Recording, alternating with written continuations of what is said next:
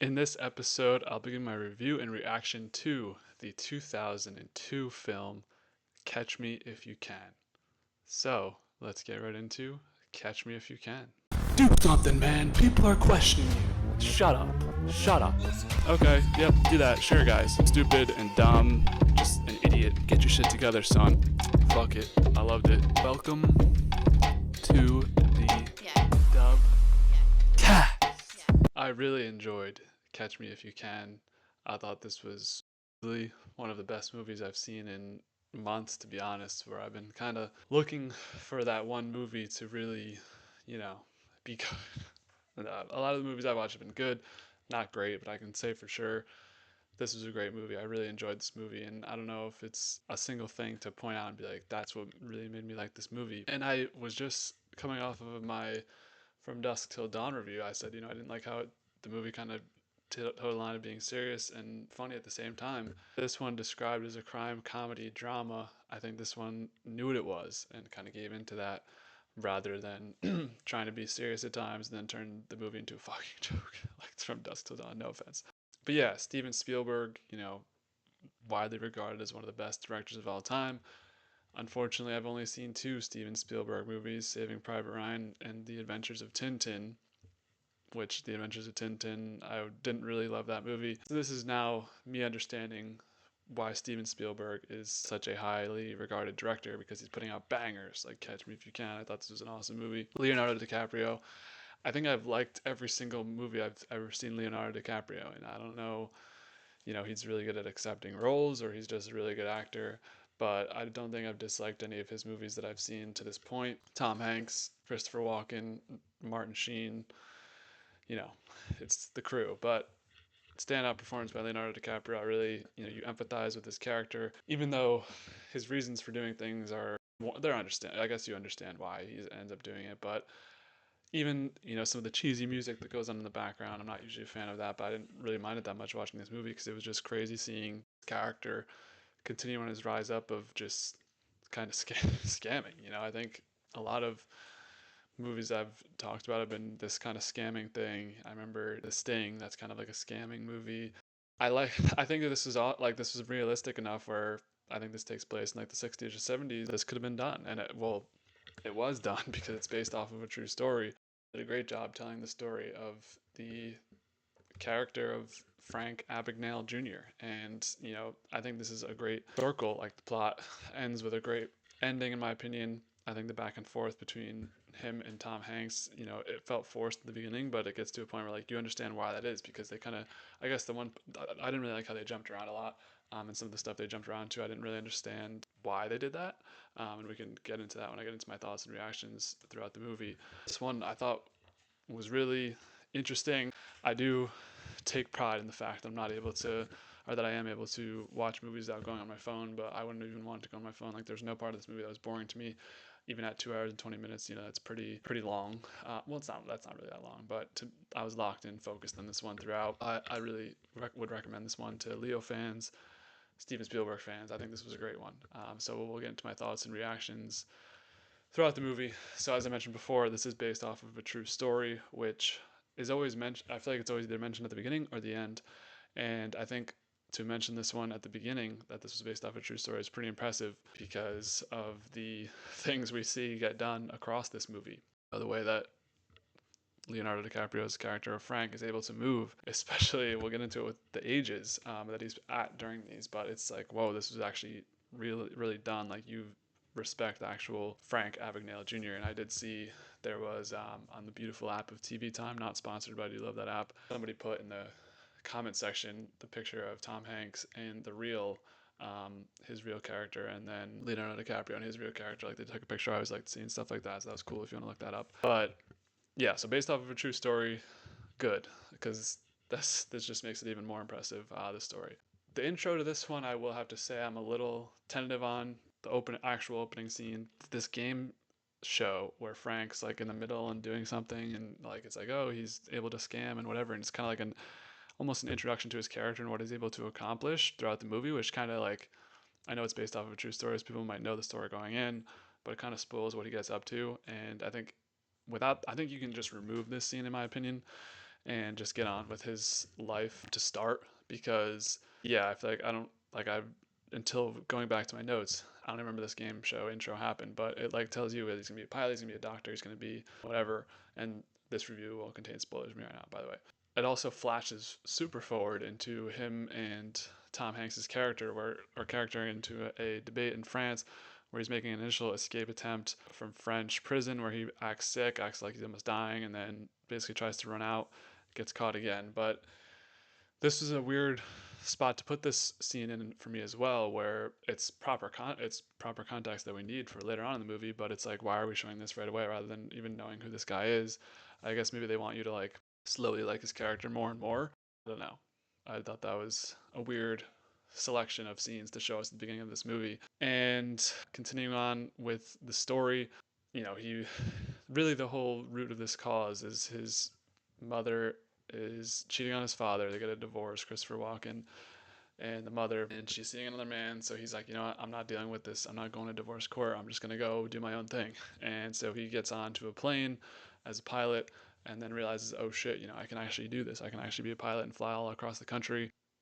And now I will say, he's got the uniform. It's a great scheme. But kids used to go up to pilots and ask them for an autograph for just being a pilot. I feel like, maybe commercial airlines have grown to the point where it's not really that impressive to be a pilot. And I don't know if I've heard correctly that pilots are running out of pilots, whatever, in today's age. But I feel like going up to a pilot and asking for an autograph, I guess if you're a kid, like you can go up to anybody and ask for an autograph. But after the first flight he's a part of, he walks into the street and a kid's asking for an autograph. I don't know, I feel like that's kind of cat, but what are you gonna do? It's a different time period.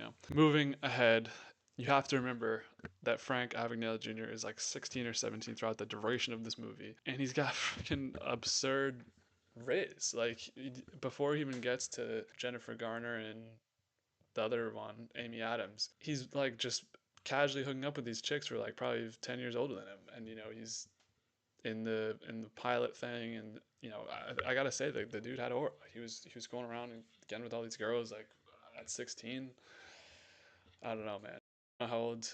Well, if this movie came out in 2002, Leo must have been like 30 filming this, if if that. But maybe he was like mid 20s. I don't know. But yeah, him playing at 16 and just getting all these girls. I'm like, I'm a loser, bro. What was I doing in high school? I was a fucking loser. So he starts to make a little more money becoming a pilot, just scamming, basically through fake checks. And I think you can look at this as like an interesting, almost documentary style look into like faking checks, because I'm sure it's like impossible now because of actually the inventions we learn that Frank made at the end of the movie, which was a good update. But it was easy to just scam checks back in the day, which makes sense why Tom Hanks' character has a whole division for finding these people, because if it was so easy to make checks, everyone was probably doing this shit and just scamming. How our government even survived with that, because how people are, they'll probably just try and scheme everything with the checks. Anyways, he starts making all this money because he's able to really escape without a trace and have all this money because he's flying all across the country. Buys his dad a car. He's definitely team dad. I know that in the real life story, his dad actually wasn't. He didn't talk to his dad after the divorce court either. But the Steven Spielberg decided to keep that part in, which I think was a nice thing. Where it's like he's trying to do all this. It's more of a motivation for him. Like he's got the family still. Like if he was just doing it for nothing, basically just to say fuck you, then it would be like he'd be less captivating. But to see him like go back to his dad and try and impress him and stuff and write letters to him, I think that makes you more empathetic towards Frank in this movie. But Christopher Walken's character, the father, declines the car. Well, that made sense. Initially, like, why would you ever deny a super nice car? But with his business failing, you don't want the IRS asking those questions, and his store's closing, so it's like he's got to freaking decline that. He can't just have all this money appear out of nowhere. Moving ahead, we get into the doctor slash ER person arc. One of the best jokes or lines of this movie was the knock knock joke that he performs. He says knock knock, and I think it's Tom Hanks. It's got to be between him and Tom Hanks' character. Who's there? Go fuck yourselves. I need to use that one. That's a that's a top tier line. Made me laugh, and I'm not one to really laugh at these types. At these types, it's a comedy. I don't really laugh much watching movies. So I thought that was a really funny one that I wanted to note. So that was a good one. And that's basic, I know, but sometimes it's the most basic stuff that makes you laugh. Moving ahead, Jennifer Garner in this movie. Crazy, bro. I gotta say, I was really attracted to Jennifer Garner in this movie. Looking on point in this one. To me, and beautiful performance by Jennifer Garner in Draft Day, one of my favorite sports movies of all time. Yada yada yada. To me nowadays, she's mostly just the NPC that appears in the Capital One commercials, and maybe it's just from seeing her face and her talking over and over again that I'm like, that's not an attractive person because I see her on TV all the time. No one really cares about her, you know. But in this movie, I thought she really looked good, I have to say. And she's playing a model, basically prostituting herself, which I don't know if that's part of the thing back then, where she just this was probably you get arrested for this now with a 17-year-old. That was just an interesting scene of Frank just being able to pull the model also. So he's really living the life. And you have to remember that he's 17 because when he meets Amy Adams and gets married and he's running a doctor and lawyer, he becomes a lawyer. The lawyer arc, that's the one I forgot too. He's freaking an ER, the head of like an ER doctor plays and doesn't know shit about emergency room, which he just has so much. I think that's the main theme of this movie. Just have confidence because he's got confidence in everything he does, and it just leads him to being able to be put in charge of, he's a pilot, he's in charge of ER, he's a freaking lawyer, it's or becoming a lawyer. I think that's when his arc kind of dies out and he basically goes on the run. But I think be confident in yourself. You never know what you can accomplish out there, and I think that's something I need to remember after watching this movie. Dude was 17, got married, doctor, lawyer, all that stuff, and never really was even close to being caught by anybody that was in the scenarios. He was just being chased by Tom Hanks' character, which ended up catching to him, or Catch Me If You Can, blah blah blah. But if he didn't run into his character, he could have just been going on and on. Favorite scheme of this one was the one at the end of the airport where uses the pretty woman flight attendants to like circle around him, and they're all of Tom Hanks' people are around this airport looking for him, but he's behind them. So then when they look up and look and see where he is, you can't see him because he got the cap over there. And then a car pulls up that he paid a guy to pretend to be him, and then they realize too late that he's already got busted. Even though this was like this is even more confidence because they knew he was going to be at Miami Airport. They were crawling over the place. He knew they were going to be there too, and he's like, you know what, fuck it, I'll take on the challenge. And he could have probably just gone to like kind of got onto a different airport or something, switched up the plan. But he's like, you know what, I want to beat this guy. And I think that's another really compelling part of this movie is just the rivalry between Frank and the FBI agent. But I love that scheme. That was my favorite scheme. The last big one of the movie. He ends up in France, basically gets caught. That's where we flash back to the beginning of the movie. This was a twist that I did not see coming, where he knows so much about forging checks and all that stuff that they actually make him part of the FBI. And not only with that, he gets his own little corner office and gets the weekends free.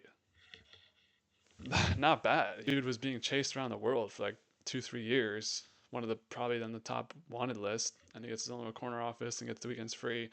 And I like the ending where he's like about to make one last escape maybe, but then Tom Hanks is like, "Where are you going, bro? Go ahead. I know you're gonna. If you fly away, we're gonna put you away for life. Go ahead and do that if you want." And then just walks away. He's like, "No one's chasing you anymore." We learned from the post movie scroll that they became friends. Frank developed a bunch of technology and uses for checks to know banks and stuff to know that checks are fraudulent, all that type of stuff. So that was a really nice ending to this one. They were good friends to this day. Frank became, it kind of turned his life around, which makes sense that they gave him a chance. He's 16, 17, he knew all this crap. He probably became he did become a very valuable asset. So I really like that ending. I thought this was a great story, great movie. I gave it an 8.6. If I had to nitpick anything, it would be those, weird scenes at the beginning, but this was a fun ride, kept me captivated, and I really liked the acting out of Tom Hanks and Leonardo DiCaprio in this one, and I really like the story and where they went with it, and I thought this one got better as it went. So really just an enjoyable movie through and through. Haven't heard anyone who has a negative opinion of this movie. I'm glad I got to watch this one and be recommended and take this one really in for what it was. So 8.6 for Catch Me If You Can. This is the 87th movie we reviewed so far on the DubCast, and this is top 10. This is the number 10 movie of those 87 movies, a deserving spot for sure. Feels like a while where since I've had a review like this where I'm really gassing a movie up. So I really like this one, number 10 on the list so far of what we reviewed on the channel. This does tie with Looper and Dune, so I would put this in the middle of those. I think this is slightly better than Dune, but I would still take Looper over this movie. Nonetheless, it's very minuscule. All 8.6 is all very good movies. Fall behind Django Unchained at a 9.2, beating out One Battle After Another at an 8.4, and The Revenant at 8.3. So this becomes the second best Leonardo DiCaprio movie. beating out the other two, so 204. And then this falls behind Dune Part 2, which was a 9, and beats out Man on Fire at a 7.3, and the Deer Hunter at a 5.6. So this becomes the second best Christopher Walken movie as well of the 4 we've reviewed so far on the channel. So that's all for Catch Me If You Can. What do you guys think of this movie? Are you as high as I am on it, or are you a little higher or a little lower? Let me know down below in the comments. What do you disagree with? What do you agree with? Love to get a dialogue going in the comments. Coming up next in the DubCast, this is the last movie review scheduled as of right now. I gotta watch more movies and get out there and see something and have it to review. But as of right now, I don't have anything for you on that end. What I will tell you is to expect UFC content, every number of events, we predictions and bets for that, and then NFL one last week, the Super Bowl week. By the time this comes out, get ready for that stream. It'll be fun. One last one. Who will win the Super Bowl? I don't know, because I don't. As of filming this, I don't know who's gonna be in it. Anyways, that's it for the sports end, and then we'll have TV stuff, shorter content.